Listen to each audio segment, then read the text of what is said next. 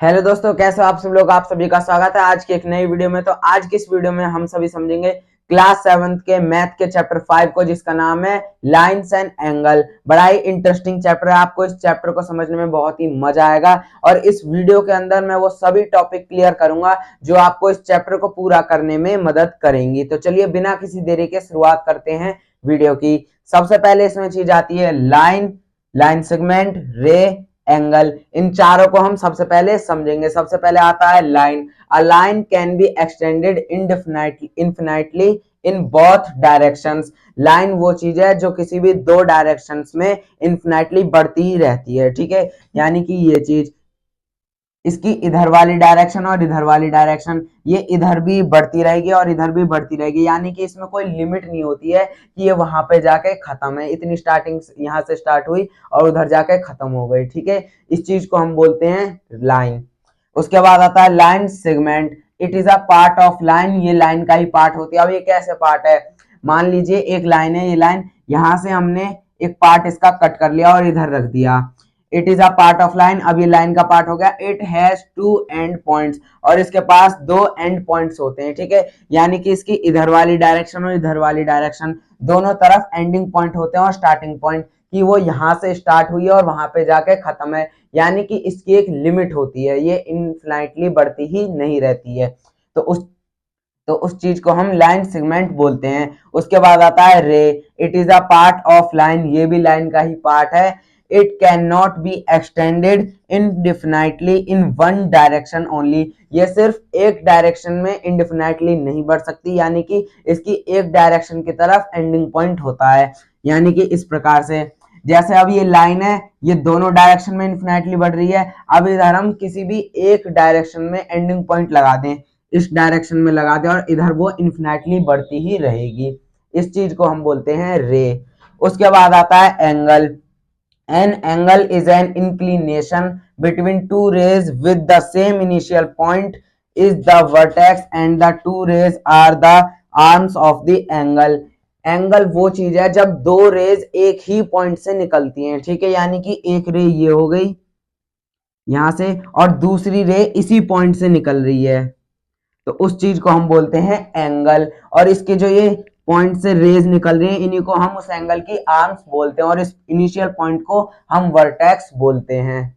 अब हम समझेंगे टाइप्स ऑफ एंगल। एंगल कितने टाइप्स का होता है, ठीक है। सबसे पहला टाइप है इसका जीरो एंगल, फिर acute angle, right angle, obtuse angle, straight angle, reflex angle, complete angle. ये पूरे 7 एंगल्स हैं, ठीक है। इन सभी को हम बारी बारी से समझेंगे। सबसे पहले समझेंगे जीरो एंगल को। जीरो एंगल वो एंगल होता है जो कोई भी डिग्री का एंगल क्रिएट नहीं करता है, यानी कि वो 0 डिग्री बनाता है। जो भी एंगल 0 डिग्री बनाता है उस एंगल को हम जीरो एंगल बोलते हैं। जैसे कि ये वाला एंगल, एक रे ये हो गई, यहाँ से ओ से ए तक एक रे है, और ओ से बी तक, ओ से बी वाली जो रे है वो ओ ए के ऊपर है, ठीक है।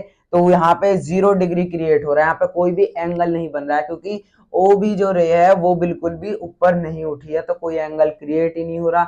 यहाँ पे 0 डिग्री का एंगल क्रिएट हो रहा है, तो इसको हम जीरो एंगल बोलेंगे। उसके बाद आता है एक्यूट एंगल। एक्यूट एंगल वो एंगल है जो 90 डिग्री से कम और 0 डिग्री से ज्यादा के बीच में जितने भी डिग्री के एंगल बनते हैं वो सभी एक्यूट एंगल होते हैं। जैसे कि यहाँ पे मैंने 50 डिग्री का एंगल बना रखा है, ये 90 डिग्री से कम भी है और 0 डिग्री से ज्यादा भी है, ठीक है। दोस्तों इस चीज का जरूर ध्यान रखना, मैंने यहाँ पे 90 डिग्री से कम बोला है, 90 डिग्री पे नहीं, ठीक है। 90 से कम वाले, यानी कि 0 डिग्री से ज्यादा और 90 से कम। उसके बाद आता है third angle, right angle. Right angle वो एंगल है जो सिर्फ 90 डिग्री का होता है, ना 90 से ज्यादा ना 90 से कम, सिर्फ 90, और 90 डिग्री का एंगल ऐसे बनता है।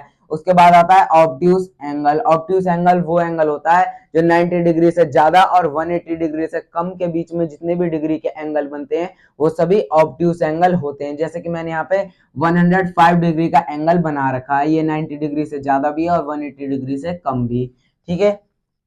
उसके बाद आता है स्ट्रेट एंगल। स्ट्रेट एंगल इसको इसलिए कहा जाता है क्योंकि ये बिल्कुल स्ट्रेट बनता है, और स्ट्रेट एंगल 180 डिग्री का होता है, ना 180 डिग्री से ज्यादा ना 180 डिग्री से कम, ठीक है। सिर्फ और सिर्फ 180 डिग्री।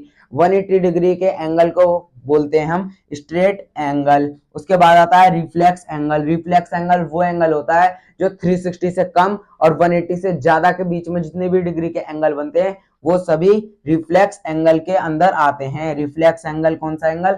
360 से कम और 180 से ज्यादा के बीच में बनने वाले एंगल रिफ्लेक्स एंगल होते हैं। मैंने यहाँ पे 240 डिग्री का एंगल बना रखा है, ठीक है, ये रिफ्लेक्स एंगल है क्योंकि ये 180 से ज्यादा भी है और 360 से कम भी है। उसके बाद आता है कंप्लीट एंगल। कंप्लीट एंगल इसको इसलिए कहा जाता है क्योंकि ये पूरा घूमकर वापस से जहां से इसने स्टार्ट किया था वहीं पे आ जाता है, तो वो 360 डिग्री का बनता है। कंप्लीट एंगल वो एंगल है जो सिर्फ 360 डिग्री का होता है, 360 से ज्यादा नहीं, 360 से कम नहीं, सिर्फ और सिर्फ 360। दोस्तों अब मैंने आपको सारे टाइप्स बता दिए एंगल के, जिस जिस तरह के एंगल्स बनते हैं। उसके बाद अब आएंगे हम पेयर्स ऑफ एंगल पर। तो अब आता है पेयर्स ऑफ एंगल। एंगल्स के पेयर यानी कि जब भी यहाँ पे दो एंगल्स एक साथ होते हैं तो उनको क्या बोला जाता है, ठीक है, पेयर्स ऑफ एंगल। सबसे पहले आता है उसमें कंप्लीमेंट्री एंगल। कंप्लीमेंट्री एंगल वो एंगल होता है दो एंगल्स का सम जब 90 डिग्री का होता है तो उस एंगल को हम कंप्लीमेंट्री एंगल बोलते हैं, ठीक है। Two angles are said to be complementary. दो एंगल्स कंप्लीमेंट्री कहे जाएंगे if the sum of their measures is 90 degree, अगर उनके एंगल्स का सम जो है वो 90 डिग्री होगा। And each angle is said to be complement each other, और जब वो एंगल्स कंप्लीमेंट्री हो जाएंगे तो एक एंगल दूसरे एंगल के कंप्लीमेंट कहा जाएगा, ठीक है दोस्तों। मैंने यहाँ पे एक एग्जांपल में ले रखा है 45 डिग्री का और 45 डिग्री के दो एंगल्स, ठीक है। यहाँ पे ये 90 डिग्री का बनेगा, पूरा राइट एंगल है। राइट एंगल कौन से एंगल का होता है? 90 डिग्री का, ठीक है। तो यहाँ पे मैंने इसको डिवाइड कर दिया है, बीच में लाइन एक एंगल लेकर 45 डिग्री का इधर हो गया और 45 डिग्री का इधर हो गया। अब इन दोनों का सम कितना आएगा? 90 डिग्री का। 90 डिग्री का सम आ रहा है तो ये क्या है? ये पूरा कंप्लीमेंट्री एंगल है और हम बोल सकते हैं कि 45 डिग्री का एंगल इस वाले 45 डिग्री के एंगल के कंप्लीमेंट है, ठीक है दोस्तों। उसके बाद आता है अब सप्लीमेंट्री एंगल। अब उसको समझते हैं। तो अब हम समझेंगे सप्लीमेंट्री एंगल। सप्लीमेंट्री एंगल वो एंगल होता है जब किसी दो एंगल्स का सम 180 डिग्री का होता है तो वो एंगल सप्लीमेंट्री एंगल बोला जाता है, ठीक है। तो चलिए अब इसको अच्छे से समझते हैं। Two angles are said to be supplementary if the sum of their measures is 180 degree. जब भी किसी दो एंगल्स का सम 180 डिग्री का होता है तो वो एंगल सप्लीमेंट्री एंगल बोला जाता है।